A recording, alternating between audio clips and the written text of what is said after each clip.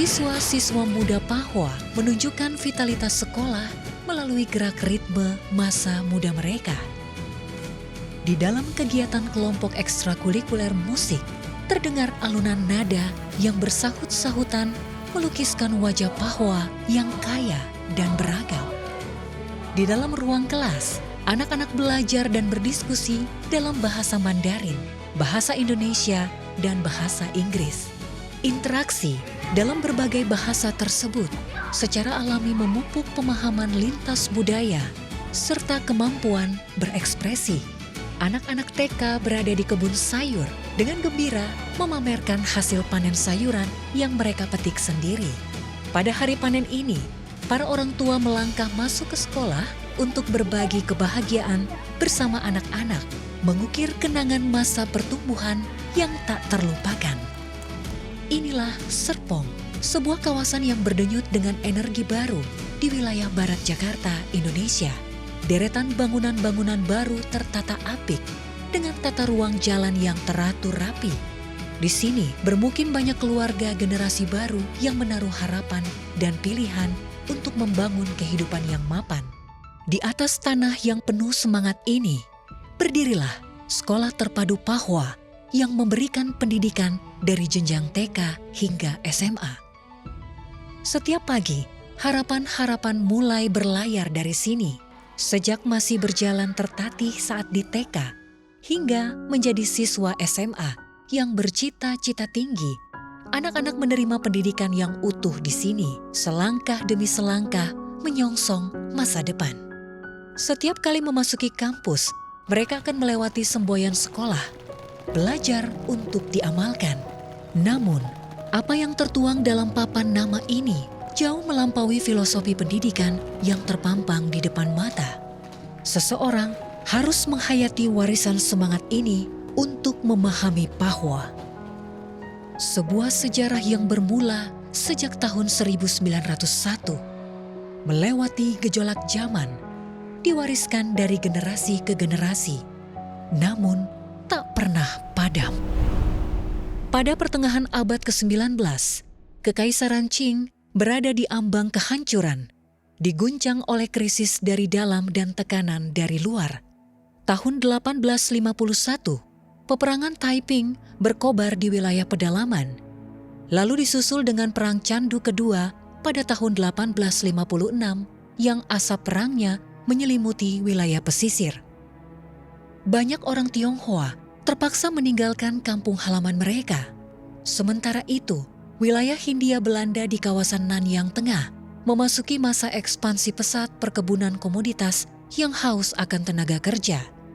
Maka mereka pun menapaki perjalanan merantau yang penuh ketidakpastian antara hidup dan mati demi mencari secercah harapan hidup. Namun, semudah itukah bertahan hidup di negeri asing? Kemiskinan, candu, perjudian, serta konflik antar geng saling berkelindan, menjerumuskan komunitas Tionghoa ke dalam kekacauan sosial. Kekalahan telak dalam Perang Jiawu melawan Jepang pada 1894 semakin menggugah kesadaran para tokoh Tionghoa di perantauan. Mereka menyadari bahwa satu-satunya jalan keluar adalah kebangkitan kesadaran nasional serta penguatan diri melalui pendidikan. Dalam konteks inilah, di Batavia, yang kini dikenal sebagai Jakarta, ibu kota Indonesia, 20 tokoh perantauan Tionghoa yang dipimpin oleh Pan Qinghe dan Liu Hui-un tampil ke depan. Mereka bersatu mendirikan Chonghua Huekuan atau Perkumpulan Tionghoa THHK. Harapannya dapat memperbaiki berbagai kebiasaan buruk yang berkembang di tengah komunitas Tionghoa saat itu. Mereka juga mendorong penyederhanaan tradisi pernikahan, pemakaman, dan upacara adat lainnya dengan mengurangi unsur tahayul serta biaya-biaya yang berlebihan. 当然成立的时候是说要移风易俗，就是改变那个一些中国人的不团结，又吃鸦片，有一点钱就去吃鸦片，那时候鸦片盛行，很多赌博，有时候甚至互相打架，帮派打架，福建帮跟客家帮流氓的时候、打击架各种各样的事的时候，我们要团结呢，那要做什么事先呢？要大家就说，哎，我们商量结果说，我们要先办一个学校，教育为主啊，只有通过教育能够来移风易俗，改变人的习惯。Bambang Surjono adalah seorang tokoh pers senior dan pengamat politik ternama di Indonesia. Beliau juga merupakan pencatat sejarah penting yang cukup lama meneliti perkembangan komunitas Tionghoa di Indonesia. Beliau menyampaikan bahwa para pendiri THHK memilih untuk memperkokoh akar dan menaruh harapan pada pendidikan untuk menghadapi perpecahan dan kekacauan sosial. Maka, setahun kemudian, berdirilah Sekolah Pahwa pada tahun 1901.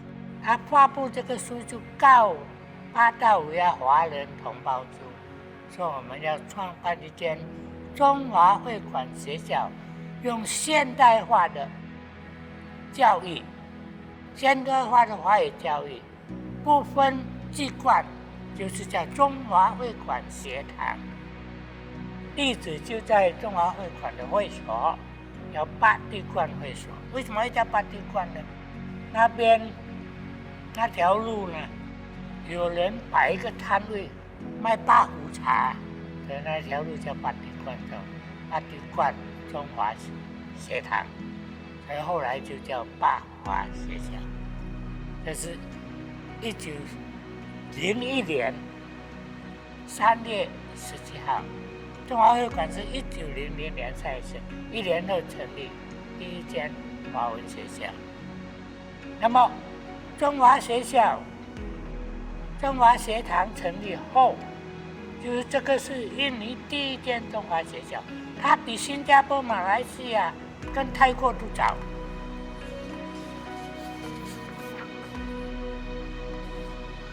当19世纪时，国内辩证卫星。韩景和、黄坤仪、许金安、陈金山、李兴年、汉立在、邱学庭、梁营堂、徐南藏、祝宪生号召提倡团结，致力教育。我于1900年在本佛八地观创中华会馆，附设中华学堂、中华学堂。Saat menoleh kembali ke 125 tahun yang lalu, Sekolah Pahwa bukan sekadar sebuah sekolah, melainkan sekolah Tionghoa modern pertama di Asia Tenggara. Di era pencerahan ilmu pengetahuan tersebut, sekolah ini mendidik banyak anak cucu Tionghoa dan menerangi masa depan mereka. Hal ini juga membangkitkan kepercayaan diri komunitas Tionghoa di seluruh Indonesia, serta menjadi teladan dan tolak ukur penting bagi pendirian sekolah-sekolah Tionghoa lainnya.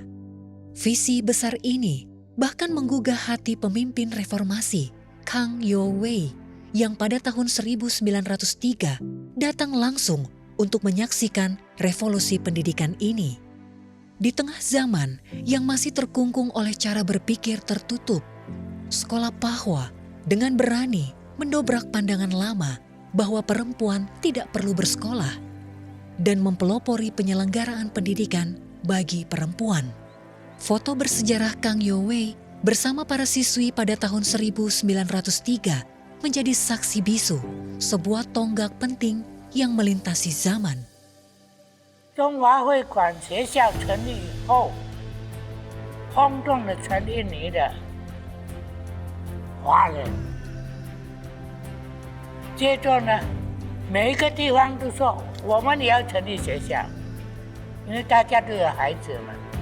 全印尼到处人都来中华会馆，说我们也要办学校，你们给我老师，你们给我教材，所以一下子呢，在2-3年间，全印尼就有50间华校。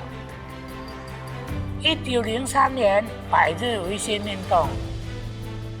清朝政府要抓康有为梁启超，康有为就跑到香港到槟城，从槟城来到耶加大，康有为来耶加大看中华学校，康有为就由中华会馆他们派人陪他走去找啊哪里一带宣传，康有为宣传说我们要办学校来复兴中华文化。很快这个中华会馆学堂在每一个地方都成立学校，很快就成1间变25间，25间变50间，50间变80间，所以就是中华帕华学校影响了华文教育。中华学校就在印尼成立非常蓬勃的发展，发展到印尼每一个角落都有中华会馆学校。全印尼的中华学校在1957年达到1875间，学生人数有42万5千。 Namun, saat sekolah-sekolah Tionghoa di Indonesia tengah berkembang pesat dan bermunculan di berbagai wilayah, bayang-bayang gelap sejarah perlahan mulai menyelimuti. Sekolah Pahwa telah melewati berbagai ujian dan pernah mengalami 2 rintangan besar. Pertama kali, pada tahun 1942, penjajahan Jepang selama 3 tahun mengakibatkan sekolah ditutup. Banyak pemimpin Tionghoa ditahan dan dianiaya, bahkan hingga ada yang meninggal dunia dengan tragis. 许金安这个最后一任的这个荷兰政府委任的这个卡比丹，可惜死在日本日据时代这个集中营。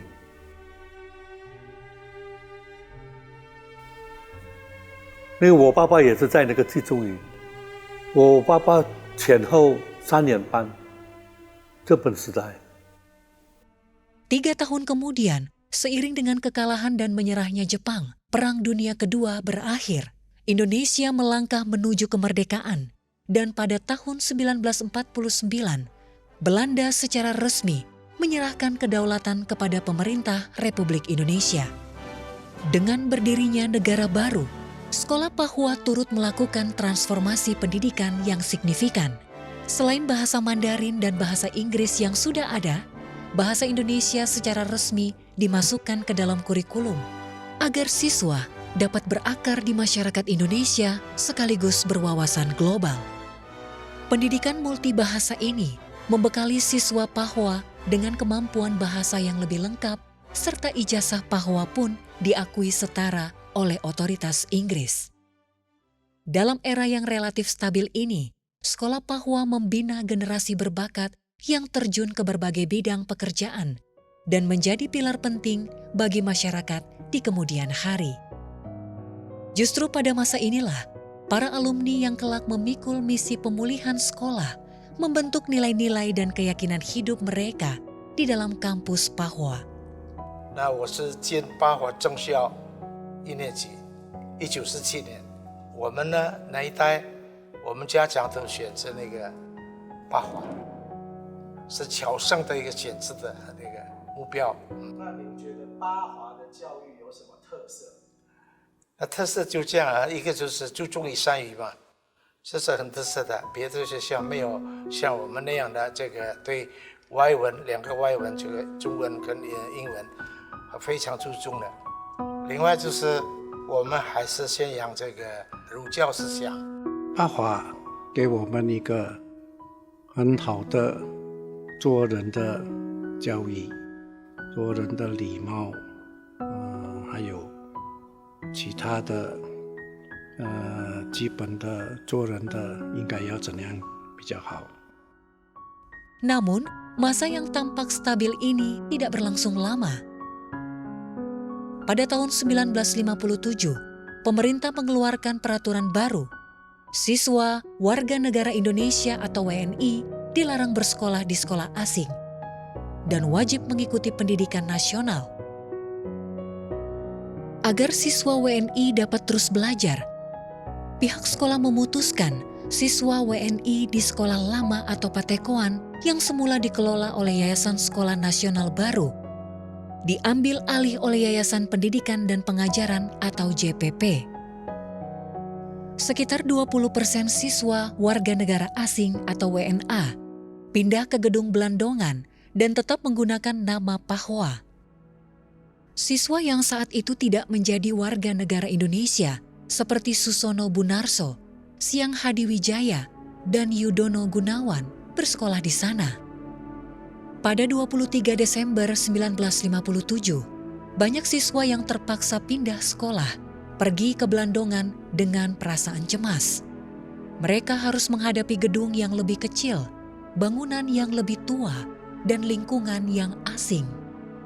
呀，我们也是不知道什么原因，我们都不知道，呀，所以那个时候，就搬到这边了。那个搬到这边是那个还是很老的学校，以前是8中的附小，所以我们的董事，尤其是那个叶生发还有那个黄延昌，就把它全部拆下来建。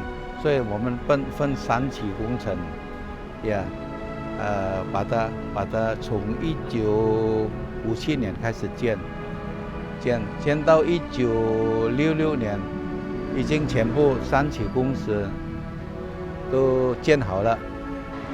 然后我们第1期工程是左边开始建好了，那在右边第2期工程，那么第3期工程就是在中间。 Foto-foto lama sekolah Pahwa di Belandongan yang kita lihat sekarang adalah bukti hasil jeripayah para guru dan siswa saat itu.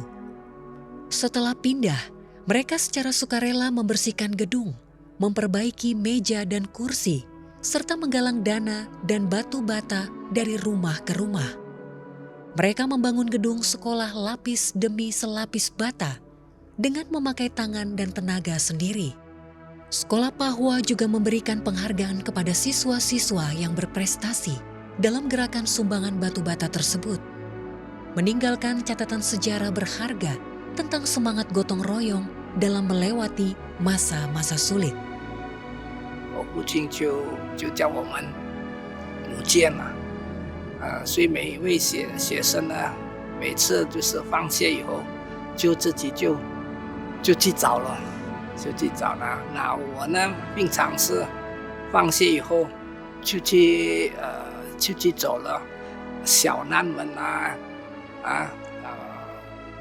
安治兰板卓兰那边，就那一带每一个店我们都进去叫他们入建了。每间的店主呢，他们都很热心，他们都知道我们发华，所以他们都建了。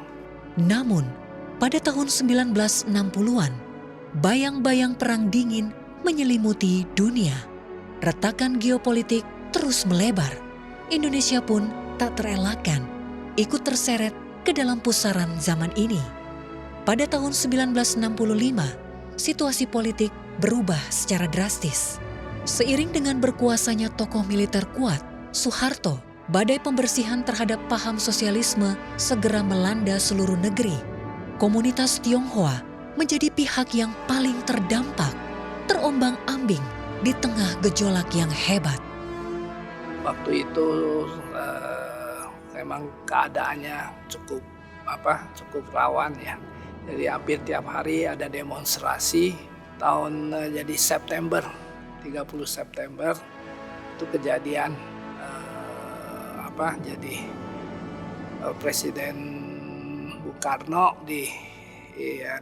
digantikan oleh Presiden Soeharto waktu itu ya. Jadi pada waktu itu kita sekolah juga enggak normal. Jadi kalau ada demonstrasi kita sekolah disuruh pulang. Terus jadi besok dikasih tahu jangan datang. Jangan sekolah, jadi ya masuk jadi nggak normal lah. Cobaan terberat bagi Pahwa terjadi pada tahun 1966 saat pendidikan bahasa Mandarin bagai memasuki musim dingin yang keji, dan sekolah juga dipaksa untuk berhenti beroperasi. Padahal sehari sebelumnya, suara murid yang membaca masih terdengar di kelas, penuh harapan. Hanya dalam semalam, pada 6 April 1966, kampus diambil alih oleh militer, dan sejak saat itu, pintu sekolah pun terkunci rapat-rapat.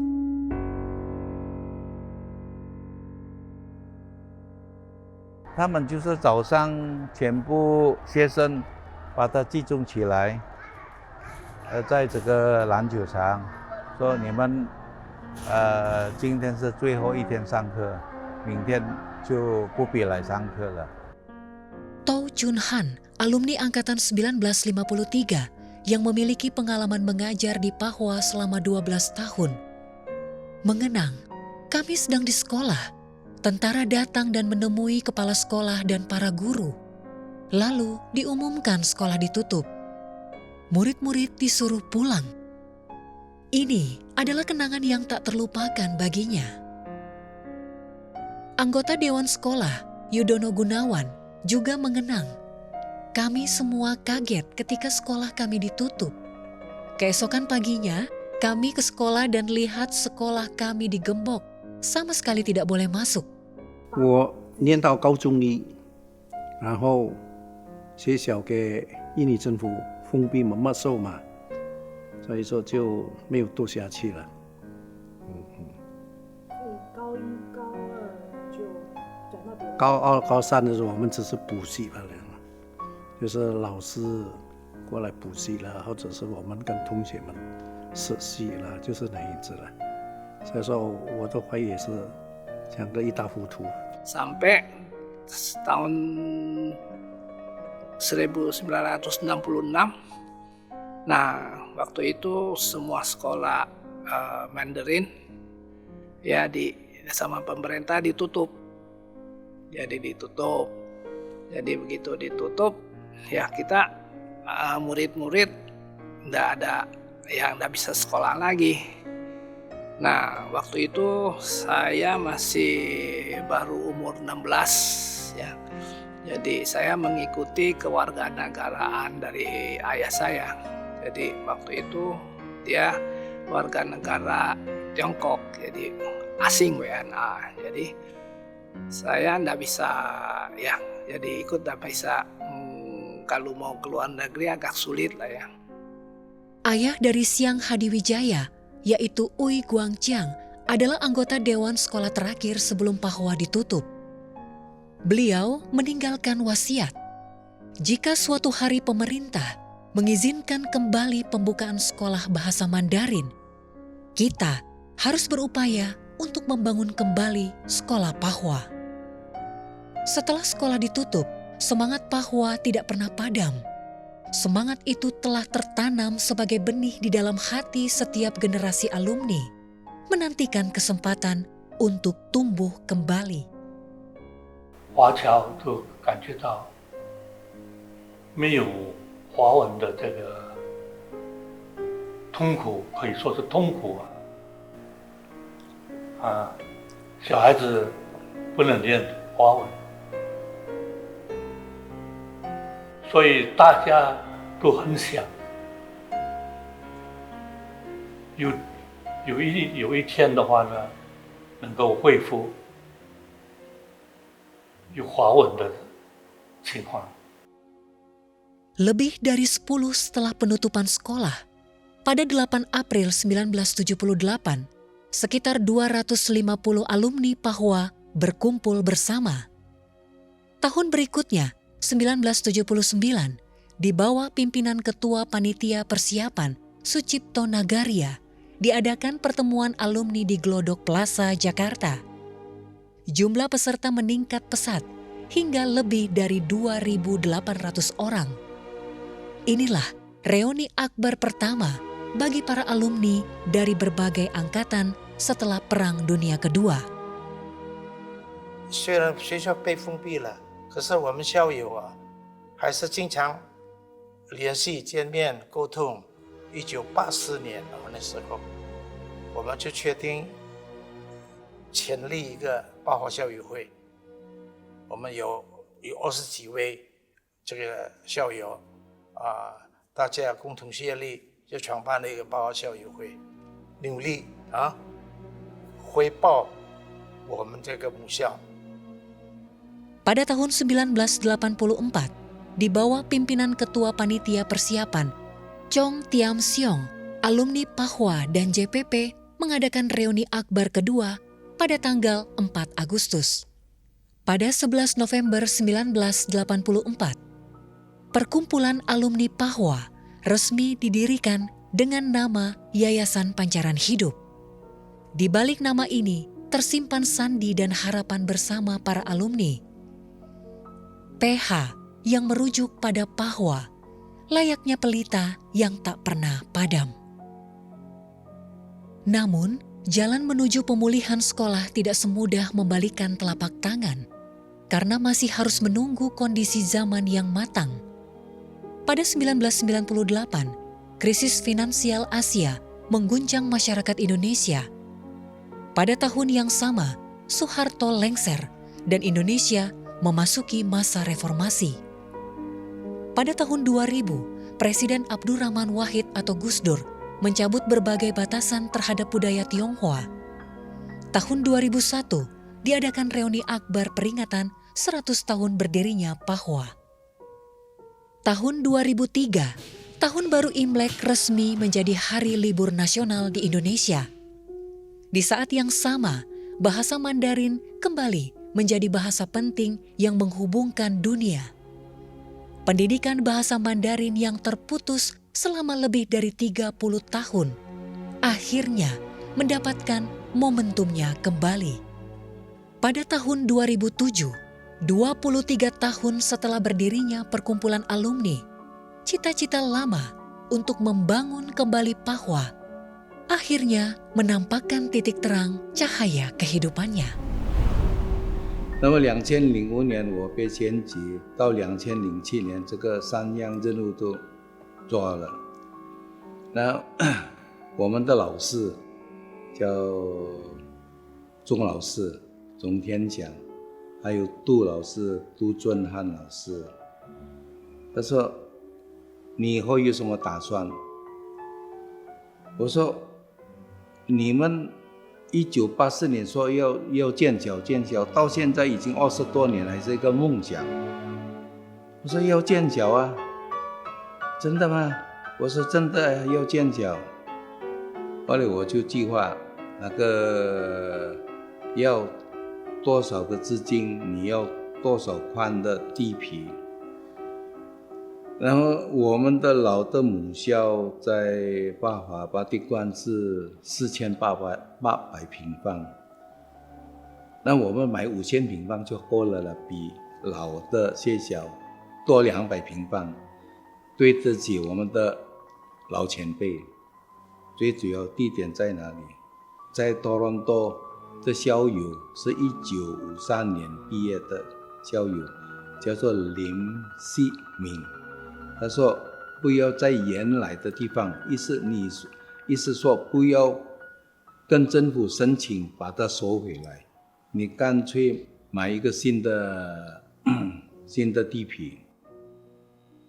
那么我跟钟老师杜老师商量在哪里，因为选那个地区很重要，差不多每一个礼拜我跟很多校友好像他推荐我做校友会的主席，叫做李国祥。差不多一个礼拜，我们都去在这个附近的学校去看看。后来我们决定在这个苏马雷关设泵，刚好这个苏马雷关是梁思成的开发商嘛。老实讲，我跟梁思成是65年都已经认识了，因为我是做建筑行，他也是做建筑行，但是那个时候很少问，你在哪一些学校毕业的，没有问，所以我们不知道我们之间的是校友，我们简简单单的买4个商店，好像路过，最主要把这个八华学校的招牌门牌先挂出来。后来梁世珍听了他老师讲，他说你跟我讲，然后我从这边听这边出来。那他就提起来，他就打电话，世珍在上班在开会，他就说：“哎，我们要复校了，5个如果。”世珍把他当耳边风所以怎么可能开学校5个如果？然后我一听，哎呀，复校五间电路的打通，这个不行了，所以听了以后也没有放在心上。后来我们又很多校友又开会，他说八华这样有100多年的历史，我们的校友在印尼都很多，分布全世界。你可以从慢慢建起，但是地要大，因为假如你建小，你招收这个幼儿园、小学，他们的家长会问以后我们的孩子初中在哪里，高中在哪里？假如你的地很小，可能他们没有兴趣。那后来就盛文他的岳父有些去世嘛，我们去烧香，但他不死心嘛，再提起来了，所以那个时候我就说哇，那你过来看看说我们合不合适在上坡，他就过来了，所以就这么一拍即成，他就说好了。而且说实话啦，世珍有讲，他说这是天时地利人和，我们刚好那时候也是跟股东分家了，然后呢，时间也对，因为如果再迟1-2年呢，有发生金融问题，可能就有困难。然后大家又那么合作，又都一厢，全部人都要复校嘛，所以就一拍即合。Pada 23 Juli 2007, 3 alumni yaitu Suseno Bunarso, Sucipto Nagaria, dan Suryono Limputra setelah melalui berbagai diskusi dan peninjauan lapangan, mengambil sebuah keputusan krusial dalam sejarah Pahwa, yakni membangun kembali alma mater Pahwa di kawasan Gading Serpong. 因为我们印尼名字，一个 Sucipto， 一个 Suryono， 一个 Suseno， 所以他们说3个 S。那个时候我们就决定在 Serpong 那边就找出，结果就看，就找到现在的这个地方，35000平米。那么就决定就盖，所以要盖了，那大家就开始研究了。当然梁世珍呢，他的最大的贡献是他了因为他让一部分的这个地皮这苏巴雷公地皮，就以这个很优待的价格，卖给我们八华。对，没有他的参与这学校不可能成立的，所以他功劳最大了，对不对？那我跟申文呢，许申文就是Suseno，他主要的是他因为是搞走生意的嘛，对不对？所以他那个招募嘛，招募资金投资的就是他的那个主要角色是这个。那我呢，主要是搞那些比较有技术性的feasibility report， 那是我的责任，所以我就开始收集所有的资料，来这个推动来让大家深信八华建校是可行的，是应该的，是有前途的。Segera setelah itu, perkumpulan alumni membentuk panitia persiapan pembangunan sekolah yang diketuai oleh Dali Santun Naga. Anggota komite terdiri dari Suseno Bunarso, Suryono Limputra, Sucipto Nagaria, Hans Kartika Hadi, Cheong Tiam Siong, Tau Chun Han, Abraham Koko Tanumi Harja, Juliana Chandra, Leong Seng Chu, Laniwati Adinata, Sri Imena Latifa, dan Vivi Wangsadi Putra. Nah, saya langsung ditunjuk jadi ketuanya. Oke lah, kita mulai menyusun proposal, kemudian akhirnya diputuskan untuk membentuk PT, salah satu kelompok mengatakan PT, maka pada tanggal 13 Desember ya, dibentuk PT Pahwa. Kenapa pakai PT Pahwa? Karena dulu gedung Pahwa itu diambil alih. Jadi kalau sekarang kita bikin lagi takut diambil alih, maka dipakai PT. Akan memiliki aset. Di samping itu terus dibentuk yayasan. Yayasan Pendidikan dan Pengajaran Pahwa. Kenapa Yayasan Pendidikan dan Pengajaran Pahwa? Karena dulu ada Yayasan Pendidikan dan Pengajaran YPP. Tidak ada nama. Jadi sekarang diambil Yayasan Pendidikan dan Pengajaran ditambah Pahwa.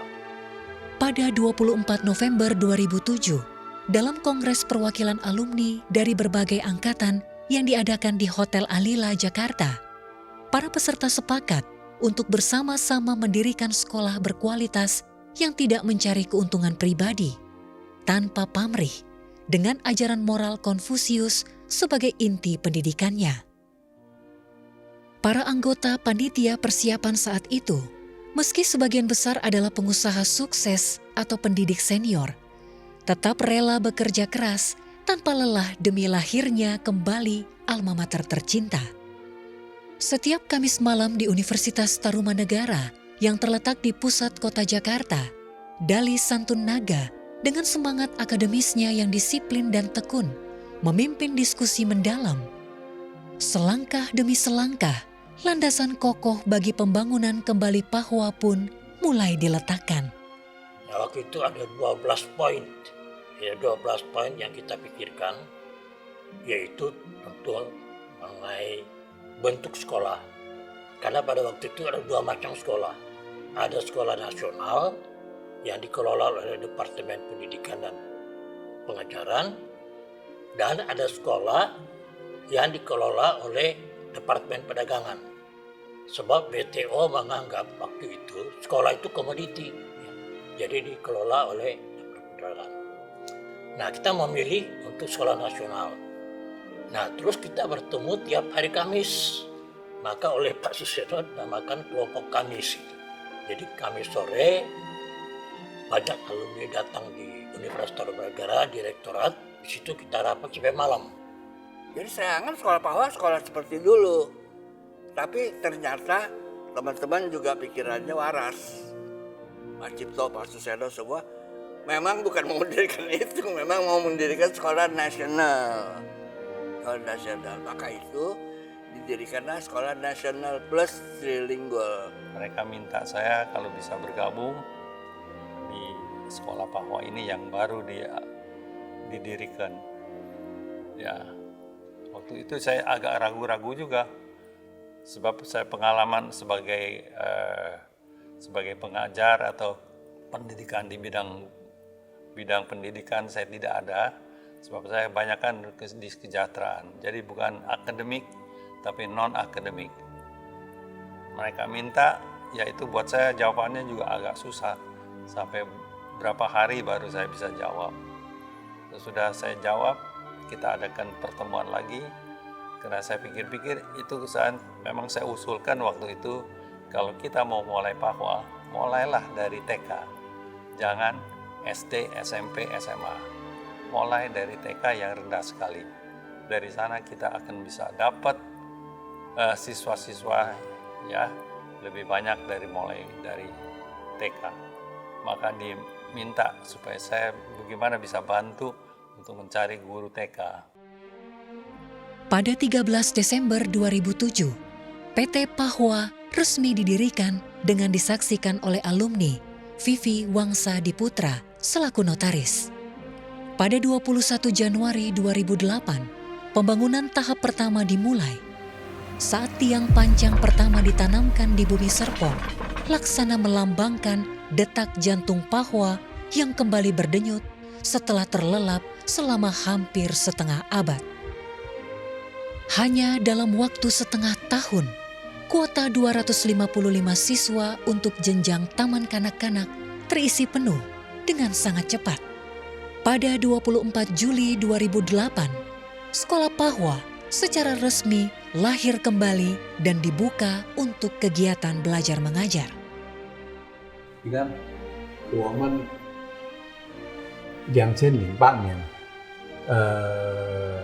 第一些年，我们本来7月份开学嘛，3月份开始招生，招生的时候，我们把这个老照片挂起来，放在外面，公公婆婆那一代人，他一看，哇，这个好学校，这个好学校，他说爸爸，他就告诉他的孩子。你一定要把孙子放在这边，他们就知道，所以我们把这个老照片放在那里做宣传。Selain memiliki kesamaan visi, sosok-sosok kunci pun mulai bermunculan satu persatu. Di mata para alumni, Chong Tiam Siong adalah sosok penasehat yang sangat dihormati. Beliau adalah alumni angkatan 1954 yang mengalami langsung 3 era lingkungan pendidikan yang berbeda. 3 era yang dimaksud adalah perpindahan dari sekolah Pahwa ke sekolah JPP, lalu pindah ke SMA Negeri 19 Jakarta. 这个钟老师，这个钟老师，这个是钟老师。就这个。对呀，这个钟老师。这个校长，校长，很关键哦。这个关键人物，因为我们老实讲，我们是做生意的人，哪里懂得见脚？因为有老师在旁边，我们就比较有胆比较大一点，不然的话我们不敢，那么梁董也是，他也是要见着，但是他很忙，一过一个阵子又忘记了，所以丽颖姐她说，好在那个新闻一直说要见脚，不然的话我们真的对不起老祖宗，因为我们的曾祖父建的学校，我们都不知道。Di dalam ruang sejarah Pahwa, terpampang jejak perjalanan selama 100 tahun. Terwujudnya ruang sejarah ini merupakan hasil dari sebuah pencarian yang tiada henti. Anggota Dewan Pembina, Suseno Bunarso, dengan tekun merapikan kembali catatan sejarah. Ia menghabiskan waktu bertahun-tahun berkeliling mengunjungi para alumni senior, membolak-balik surat kabar lama yang telah menguning, buku tahunan, buku pelajaran, hingga mencari silsilah keluarga serta koleksi pribadi dari tokoh-tokoh terkait. Sedikit demi sedikit, beliau menyatukan kembali kepingan sejarah 1 abad Pahwa dan Tionghoa Hue Quan. Kegigihannya sangat luar biasa, seolah ia mencari hingga ke ujung langit dan dasar bumi.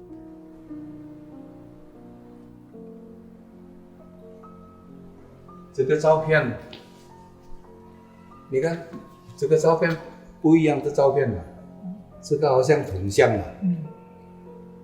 我是从哪里找的？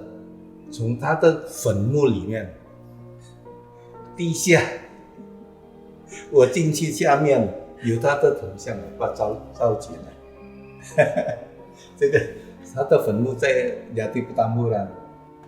Setiap panel pameran dan setiap foto di ruang sejarah bagaikan kepingan teka-teki sejarah yang dirangkai kembali. Sehingga kita dapat melihat pahit getir serta kejayaan pendidikan Tionghoa di Indonesia selama 1 abad. Beliau bahkan membuat replika papan nama atau plakat Tionghoa Hue Quan, sebuah simbol semangat zaman yang kini dihadirkan kembali ke dalam lingkungan sekolah. Karena memiliki percetakan sendiri, beliau mereproduksi kembali majalah dan buku ajar berharga dari masa lampau. Sehingga dokumen yang hampir musnah tersebut dapat dimunculkan kembali. Ada sebuah kisah menyentuh di balik proses ini. Saat merapikan data, para alumni terkejut menemukan fakta bahwa buyut dari Sucipto Nagaria, yaitu Niu Hui Un, adalah salah satu pendiri Tionghoa Huiguan pada tahun 1900。复校的时候，第一期建筑正在进行的时候，许胜文他是做印刷的，他把中华会馆，就是八华学校的这个40周年的纪念刊，他复印，他就拿了2份给我，两本书给我，结果才看到我曾祖父在里面，他是20个厂办人之一，而且在参与八华的各种中华会馆的各种事务的12年期间，他有4年是做中华会馆的副总理，曾总理是潘景和，一个姓潘建生。选派学生去南京，济南学校，第2批的学生就是我曾祖父亲自带去的。1910有回文。 Didampingi oleh Suseno Bunarso, kami kembali mengunjungi lokasi asli sekolah Pahwa. Setiap sudut dan batu bata di sini memikul dedikasi serta kerja keras para leluhur. Meski waktu terus bergulir dan zaman terus berganti, bahkan bangunan pun tak lagi nampak seperti dulu. Namun tanah ini adalah akar dari Pahwa. Kenangan di sini takkan pernah terhapuskan. 这个是1900年我们中华会馆买这个建筑，还有那个地基，这个是地基的号码。以前是荷兰政府叫 Verbonding， 现在我们叫 certificate， 呀，它可能有六个单位，所以有6个号码。这个是1954年。 因为那个时候我们的董事会，些小不够，所以把老的建筑物把它拆掉，做那个3层楼，呀，是1954年。那我是在1950年在这边念幼儿园，我是1945年出生嘛，所以5岁以后我就，在这边念幼儿园。念多久？在八华？在这边念到初中。 因为那个时候是1957年，过税问题，所以我爸爸还是维持我们是中国籍，所以我们不能够在这个学校念书，搬到那个布兰东安中国系学校。哦呀，这个是有2个室子，它室子的那个底还有，那个室子已经不见了，教室还在。 因为这个屋顶已经很老了呀，会倒下来，所以他把它renovation。这个出也是还是原装的，那个窗门也是还是原装的。所以你那时候念书的时候就是这样的？对，2边后面还有教室，那个后面小学的教室，这个是初中高中了，呀，初中高中。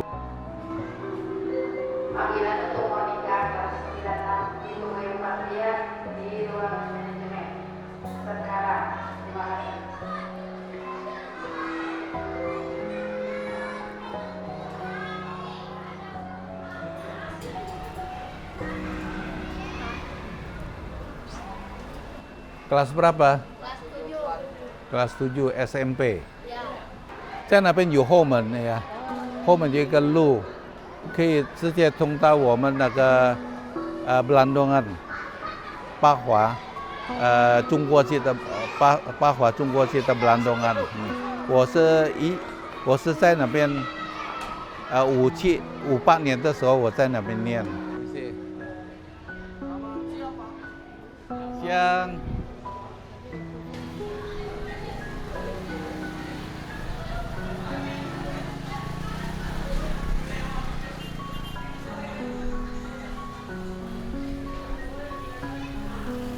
Setelah diambil alih oleh pemerintah pada tahun 1966, lokasi sekolah ini masing-masing menjadi SMA Negeri 19, sedangkan gedung asli di Belandongan menjadi SMA Negeri 17. Meski nama sekolah telah berganti, namun bibit unggul yang dipupuk oleh Pahwa telah tersebar dan mengabdi di berbagai bidang masyarakat.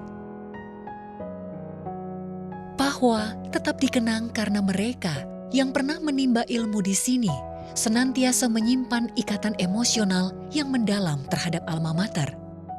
Itulah sebabnya, meski proses membangun kembali sekolah ini berjalan begitu panjang dan sulit, para alumni tetap memilih untuk melampaui segala rintangan demi mewujudkan tujuan bersama. 假如我们没有学到《弟子规》，可能我们没有拂晓的感恩呢。就是因为我们觉得，现在我们事业也是成功了，我们也是要，好像我们以前Pak Hwa的董事，他们付出，我们也是照样，好像他们也要有一点付出，能够其他的人可以享受中华文教育这样子。 Pembangunan kembali sekolah ini tidak menggunakan bantuan pemerintah, melainkan murni dari kedermawanan para alumni dan masyarakat. Tekad dan langkah nyata ini merupakan wujud pengabdian dan tanggung jawab mendalam para alumni terhadap alma mater tercinta. Pada 12 Juli 2009, peresmian gedung sekolah tahap kedua dilaksanakan. Para alumni secara khusus mengundang mantan kepala sekolah Pahwa, Bun Kin Leong dari Makau untuk hadir langsung di lokasi.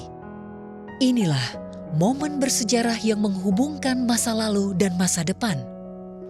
Hingga saat ini, Suseno Bunarso masih menyimpan dengan rapi naskah pidato asli Bun Kin Leong yang kini menjadi salah satu saksi bisu paling berharga dalam sejarah Pahwa. 当时他来这边，我们也是有准备一个救护车，万一他有什么事情的话，这个救护车可以马上去医院。90多岁的老校长，他自己念。今天我已经是93岁的老年人了，我一生当中最光彩、最喜乐、 最有意义的一天就是今天。Pak Hwa是最先在印尼创办的一所华人学府，又是停办后最先拂晓的。我有幸在50年代参与教师的行列和学校行政，今天站在这么辉煌、雄伟的新教室面前。 面对你们这一些艰孝不幸的工程，我实在又惊叹又欣喜。你们既能在极短的时间内完成这么巨大的工程，实在是全体Pak Hwa师生感到无比兴奋和鼓舞的事。你们把母校的心、把金钱和智慧、把时间和力量 无私地贡献出来，营育了今天这个百年树人的大业，在中华文化教育历史上必有灿烂的一页记录。我在这里特别感谢校友们对我这一位均纯的老校长给予的尊重和敬爱，使我在垂暮之年 能享受到这一种优美的时刻，我这一生再无遗憾的非常满足了。你们的成就，作为在天的先辈，也足以鼓励后辈，希望白色钢头更进一步再来创办Pak Hwa大学。Pak Hwa加油Pak Hwa部校是一个时代奇迹。 是我国三理教育的光辉传奇，值得我们大书特书，也值得全国各地华社捍卫学习方向的接触能量。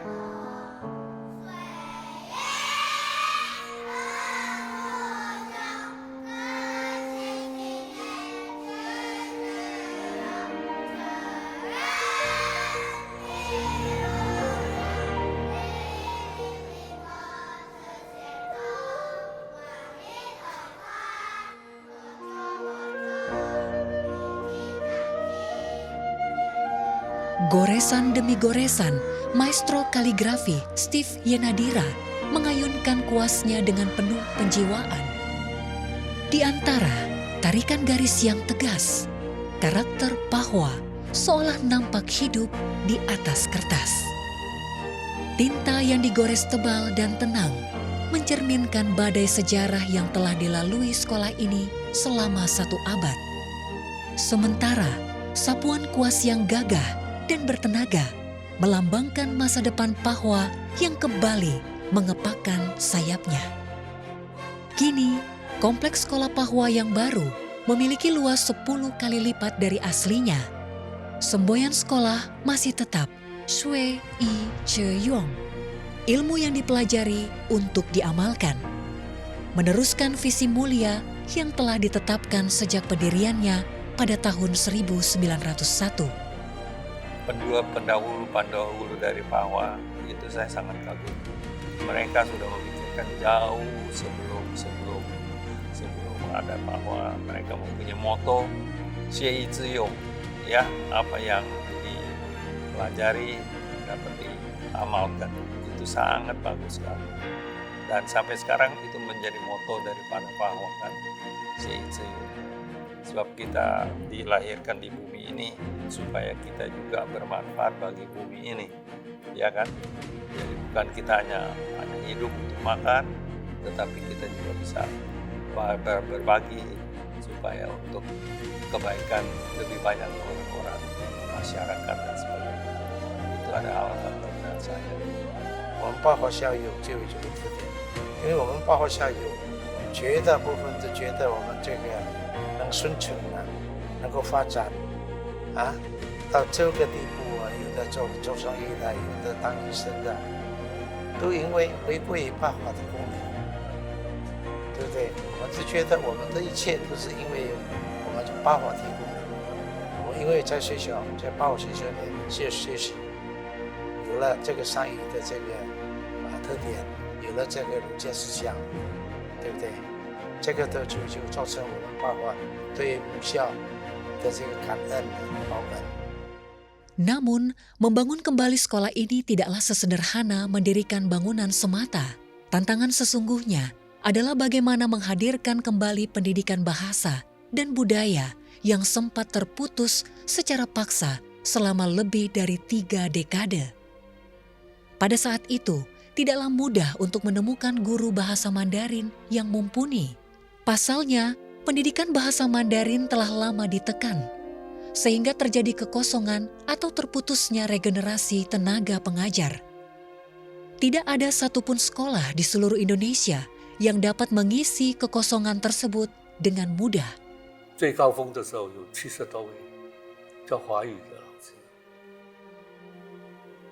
所以没有个学校能够有这么多的华语老师。教学方面，管华语的，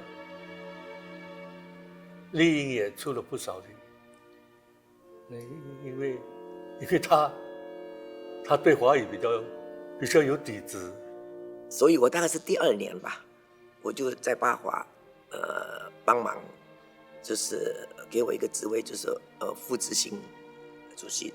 虽然我的中文不是很好了啊，起码我在台湾念了10年嘛，那他们的中文就发音就比较没有那么标准了，是吧？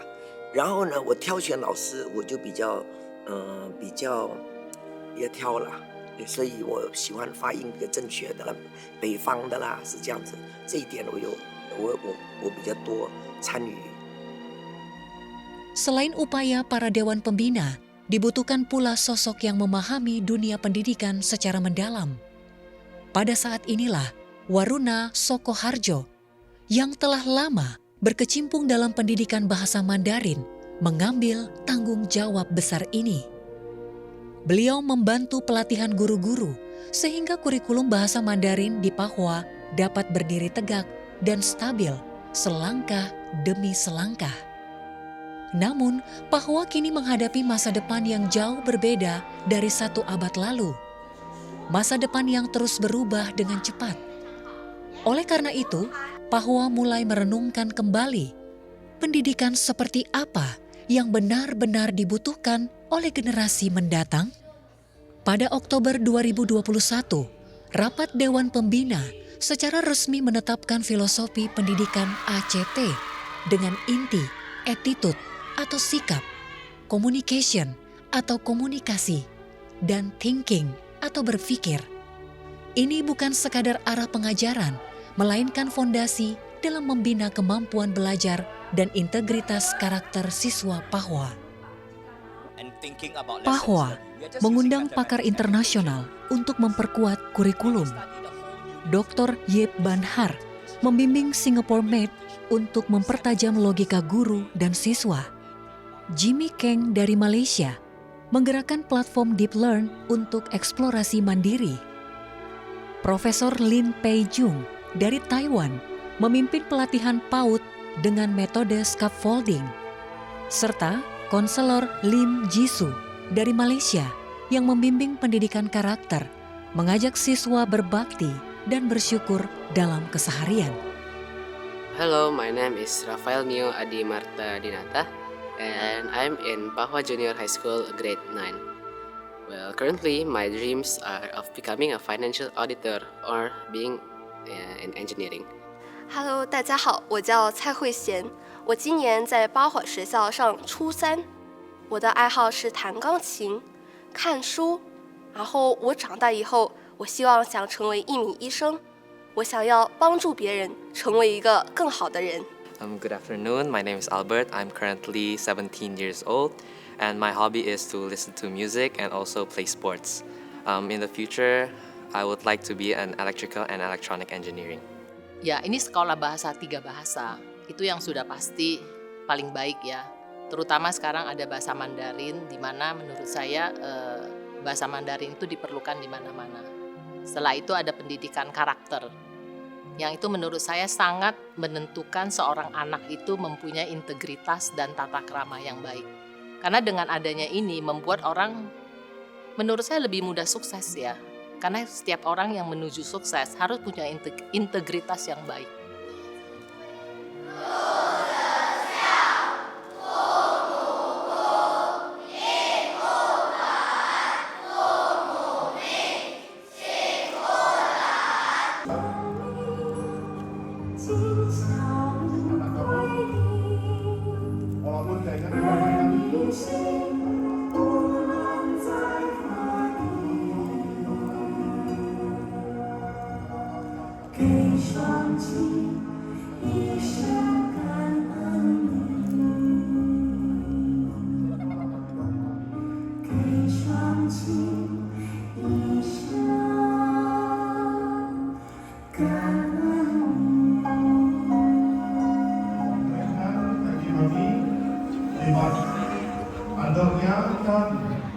Bapak Ibu kasihkan mereka satu pelukan yang hangat. Rasakanlah pelukan mereka. Pendidikan karakter di sekolah Pahwa berlandaskan pada etika Konfusianisme, di mana Ti Che Kue menjadi kurikulum yang wajib dipelajari. Di lingkungan sekolah, slogan 3 langkah tata krama yang terdiri dari senyum, salam, dan sapa dapat ditemukan di mana-mana. Budayakan senyum, salam, sapa. Sejak awal sekolah berdiri, pasangan Sucipto Nagaria dan Liliawati Raharjo sebagai pendorong utama pembangunan kembali Pahwa telah menyekolahkan cucu-cucu mereka di Pahwa.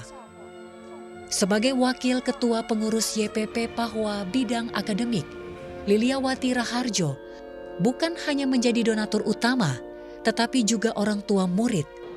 Beliau menaruh perhatian yang sangat besar terhadap karakter dan integritas para siswa. 我碰到一个人，他说这样子，他很感恩我的儿子跟他讲，八华有教《弟子规》，他就进来八华了。结果他那个孩子没有上多久，在家里跟工人讲话也很有礼貌，跟什么也讲话也很有礼貌，所以他介绍很多人进八华。他说 I can see the attitude. The attitude is so much different. It's like the way they greet the parents. For example, the simple thing when we eat together, the food is not finished yet and say, Papi, do you want first? It's that simple thing that really makes me, okay, this cannot be taught by other school. Except, of course, the language. I cannot really speak Mandarin, but when you see your kid can speak Mandarin fluently, also English fluently, and of course Indonesian, it's amazing. You know, you see your kids having a good academic. Pahwa itu mengajarkan creativity, also critical thinking. It's mind blowing for me. I'm so happy. Saat ini, di antara lulusan Pahwa, ada yang telah menjadi wirausahawan muda Indonesia. Ada pula yang berhasil menembus universitas ternama dunia. Generasi baru Pahwa ini menunjukkan semangat, belajar untuk diamalkan melalui aksi nyata mereka. Dalam acara wisuda terdapat sebuah testimoni yang menyentuh hati dari cucu tertua Sucipto Nagaria.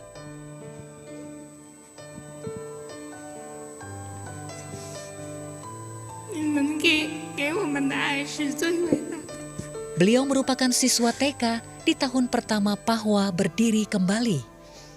Setelah melalui 14 tahun pendidikan di Pahwa, ia berhasil melanjutkan studi ke Universitas Tsinghua Beijing dengan prestasi yang gemilang. 我觉得首先数学方面肯定是有帮助的。大一的时候就适应的比较快吧，因为巴华的数学水平还是很不错的。对，就我也可以顺便帮我朋友，就是有困难的朋友可以一起学习这样子。然后像其他的理科的部分也对我帮助很大，因为我学的是自动化嘛，就是也是理科方面的，比如说物理啊这些的。后面在学的时候，因为一些概念在巴华已经教过了，所以我在学的时候就翻译的时候没那么难。道德方面也有影响吧，我觉得我就可以比较好的把自己表现给其他人，然后我也可以比较好的去处理我跟其他人的关系。Perkembangan teknologi saat ini sangat cepat, ya, dan bersifat deret ukur, ya, eksponensial. Ya.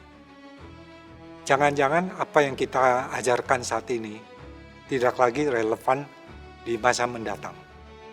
Tapi saya tetap percaya ACT itu merupakan kekuatan dari Pahwa. Kenapa? Ya, kita bicara attitude, ya. Attitude rasanya juga tidak bisa tergantikan dengan teknologi ataupun AI atau apapun gitu ya.